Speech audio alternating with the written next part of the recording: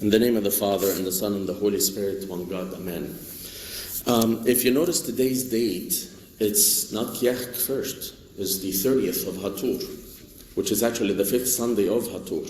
But in situations like this, when there's a 5th Sunday, we still read the readings of the first Sunday of Kiach, which is tomorrow, first of Kiach, which is tomorrow, so that we get to read all the readings of Kiach, because they're so special. The 5th Sunday happens more frequently, so we don't want to miss any of those. So looking at the readings of the month of Kiach, you can break them into 5 sections, 5 readings to help us know what they're about and where they're coming from. It's basically Luke 1.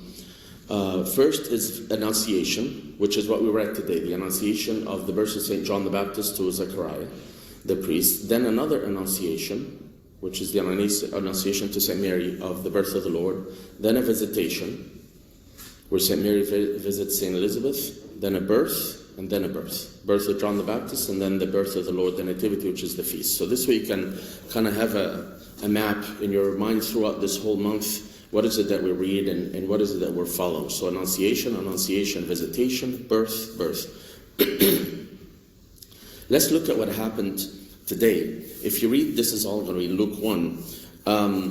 Look at this text. I want to see if you notice something that I noticed for the first time just this last week. Luke 1, 8 to 11. It says, "So it was that while he was serving as a priest before God in the order of his division, according to the custom of the priesthood," this is Zechariah, "his lot fell to burn incense, and he went into the temple of the Lord, and the whole multitude of the people was praying outside at the hour of incense offering. Then an angel of the Lord appeared to him, standing on the right side of the altar of incense."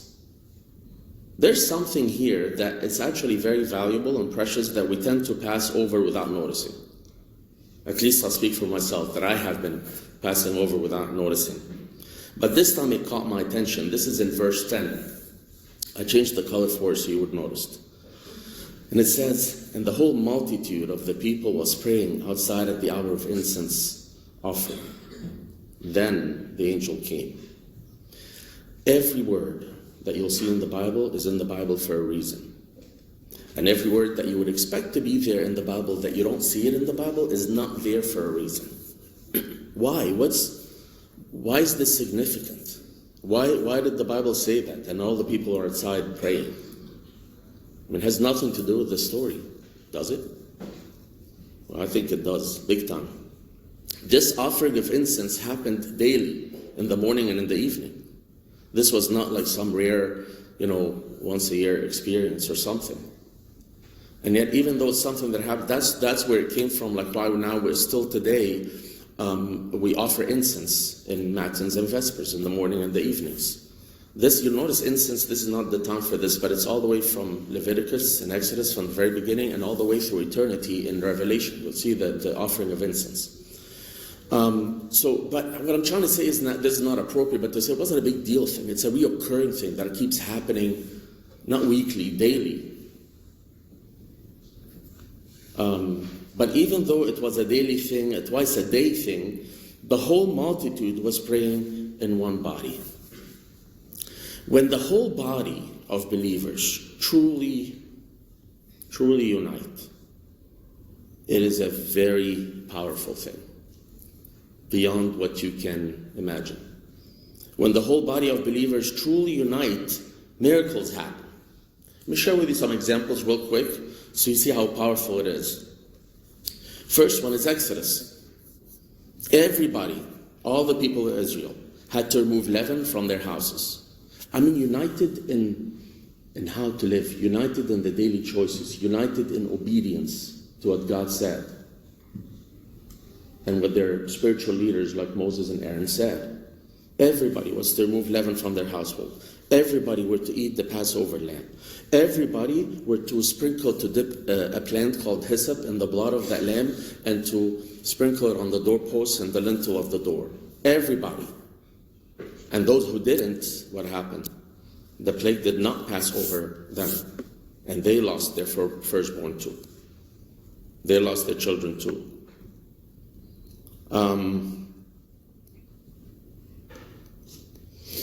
Another example, Jericho.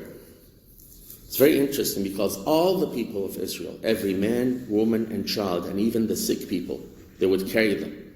Every single human being. And the priest and the Levites, and they would take the ark and everything and walk around the wall. Everybody needed to participate in this. And those who didn't do it, like maybe they think, this is silly, like this doesn't make any sense to me. Or this is inconvenient, this is dumb. Why? I don't get it. You don't have to get it. You will get it. First obey, and then you will see, if you don't know yet, then you will see why God told you to do it. But they were only united in this. And those who, for whatever reason, decided not to do this, either, I don't know what would have happened to them, but either they and their children probably would have died, or even worse, the walls of Jericho would not have fallen down, and they would have remained intact. And nobody would care or hear about the God of the Israelites, that really powerful God. In order for this to happen, yes, God sent Angel Gabriel to talk to Zacharias. Yes, God made the wall fall down. But in order for this to happen, there's a collaboration with the body, every single man, woman, and child. Young, old, sick, healthy, there's no excuses. Everybody had to be united in order for this to happen. Another good one is Nineveh. Amazing people, even though they were, if you go and read in history books, they were terrible. It was, I'm not going to mention any cities in America or in the world, but it was worse than that. It was really, really bad. But again, every man, woman, and child, and animals, from the king to the least of them, everybody fasted, everybody put on sackcloth, everybody put on ashes, everybody was repenting. All of them did it as one body in one accord.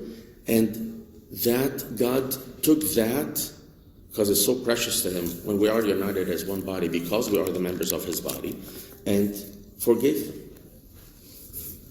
Another good one is Pentecost. I'm not going to keep telling you the story. Let me just read you the verse here. This is in Acts 2:1. It says, pay attention to the words.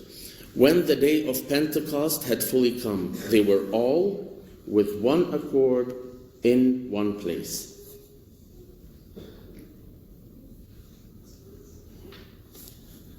I'm not guilting anybody here, but you have no idea how much damage or how much benefit you deprive the body of the church when we are not all in one accord gathered in one place.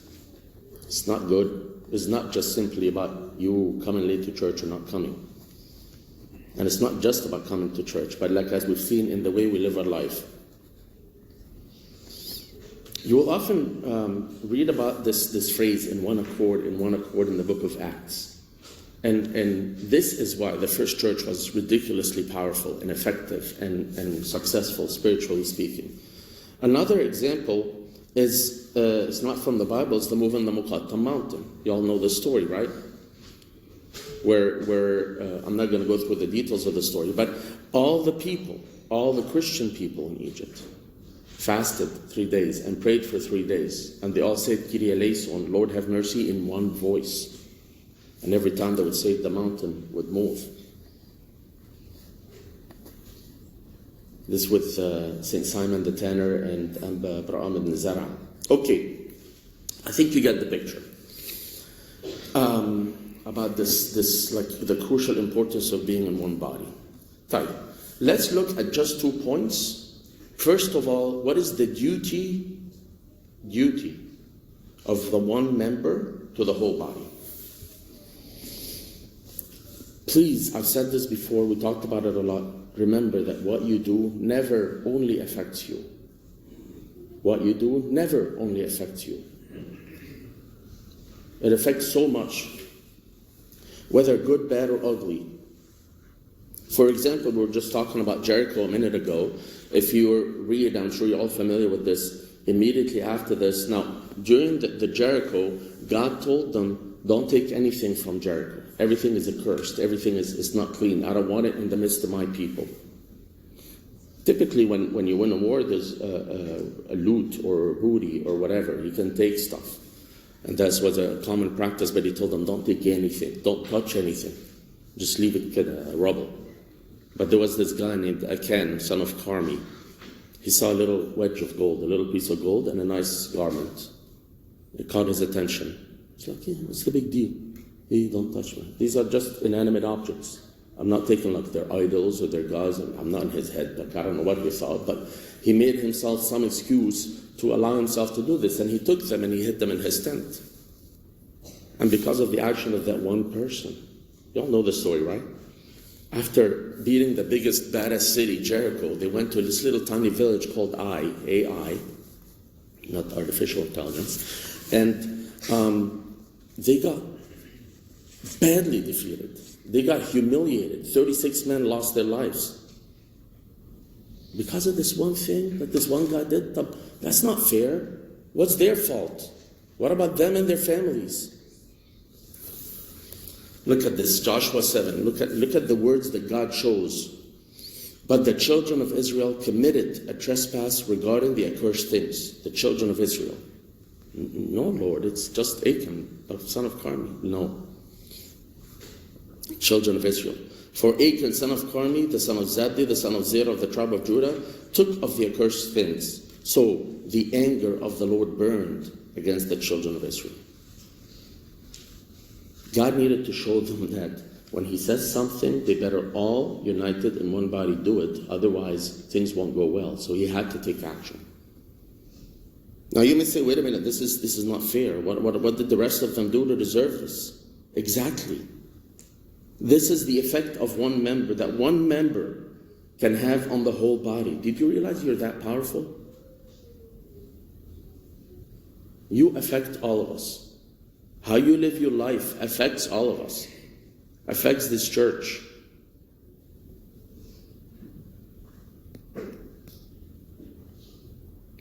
It's like law, it's like gravity. This is how connected we are.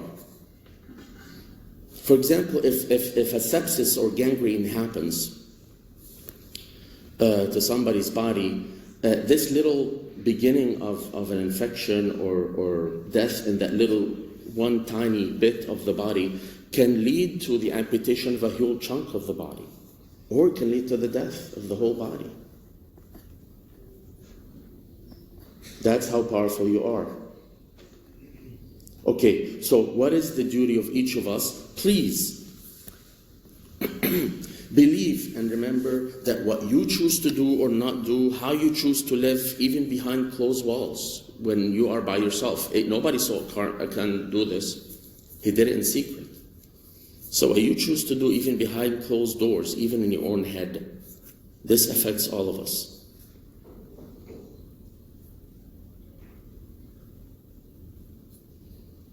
It affects you, it affects your household, it affects your family, it affects your church, and it affects the whole of society. It really does. Just look at history. If you choose to fast or not fast, this affects all of us. If you choose to come to church from the beginning or not, this affects all of us. If you choose to live a repentant life or not, this affects all of us. Please keep this in mind when you make your decisions. It is not just about you.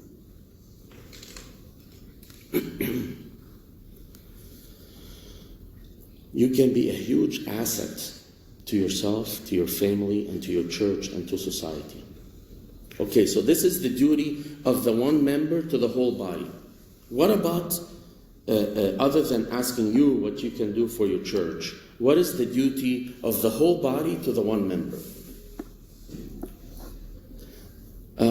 For the longest time until recent history, we thought that the appendix was kind of just useless piece of whatever, tissue that had no use. And as soon as somebody would get appendicitis, inflammation of the appendix, they'd open up and cut it off and done. Or here in Egypt, maybe they feed it to a cat or something like that. And sometimes when they're doing like abdominal surgery on somebody, if they pass by the appendix, even those found, they're like, yeah, might as well save the guy another surgery. I mean, let's just do this. So I want to share with you something. I'm just going to read it to you. It's from a science journal.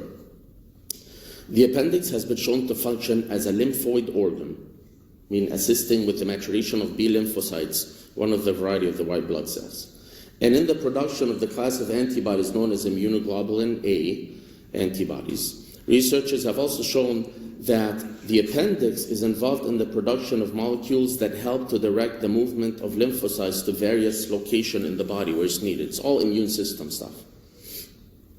The appendix.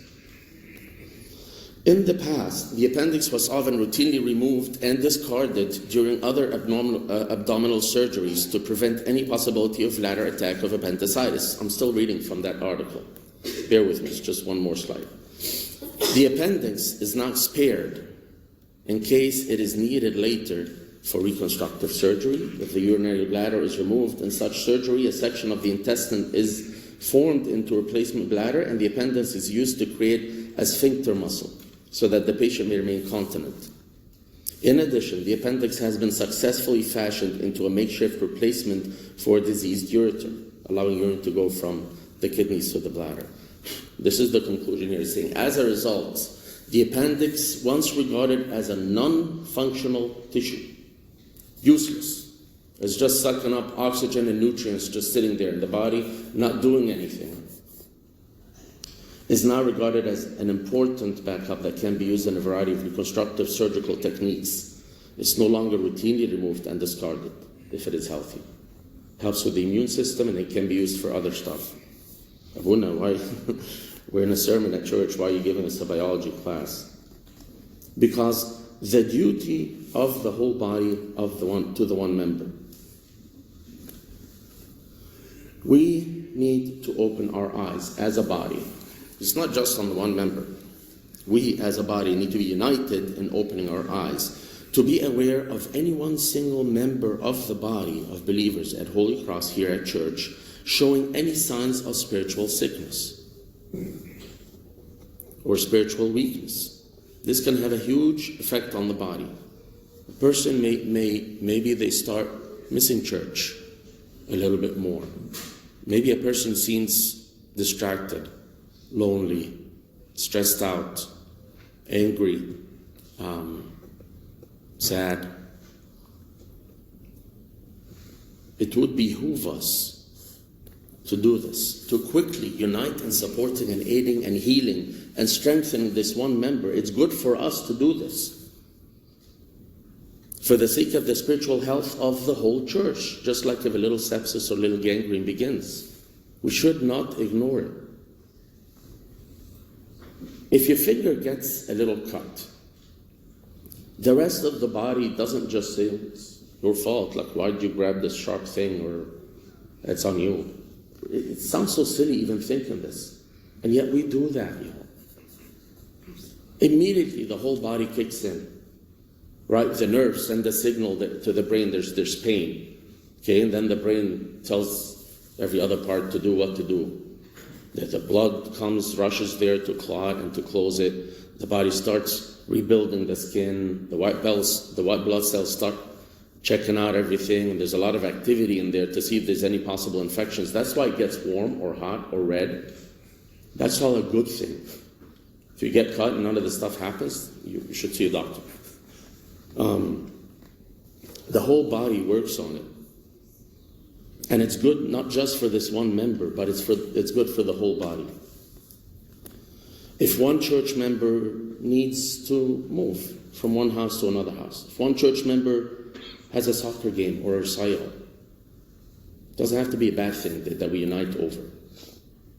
If one church member needs to learn to drive, needs to get their driver's license, needs to learn English, or needs a job, if one church member needs help to pay bills, if one church member is sick, if one church member has a court case, you'll say, oh, God be with them. Okay, He is. This is your duty as the body to the one member.